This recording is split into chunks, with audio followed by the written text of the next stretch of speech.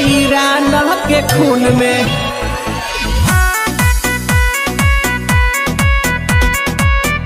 कोई राना के खून में।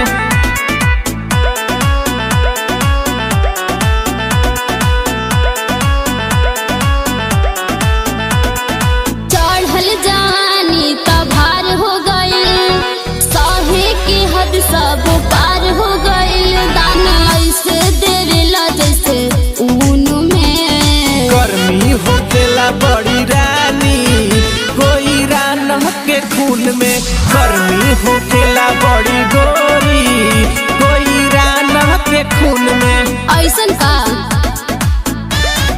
ए सुना कि कुशवाहा जी के चलती बा पूरा जिला जवार में, कि कुशवाहा जी के चलती बा पूरा यूपी बिहार में। आ इतना मजा कहीं ना मिली है बबी, कि इतना मजा कहीं ना मिली है बबी जवार मजा मिली है कुशवाहा भतार में।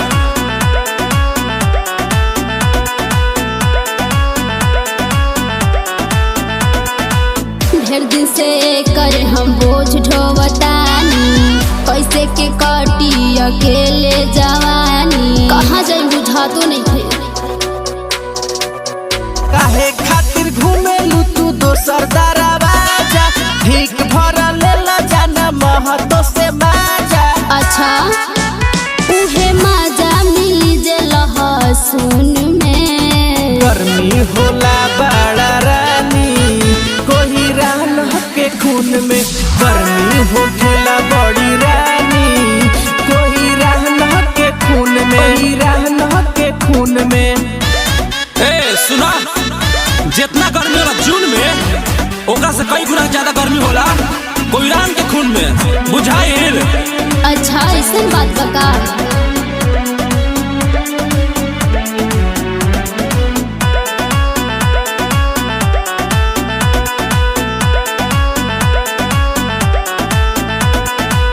रह तू पास बर्दाश्त नहीं होला, भीख भरे खा के लेके जइह एक झोला। ए बाबू बुझाइल?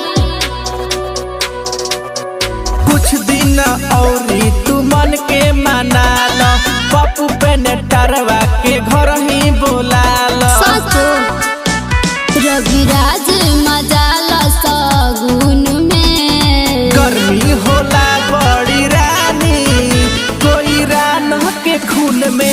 गर्मी होला बड़ी गोरी कोई राना के खून में। ए रानी बुझलू?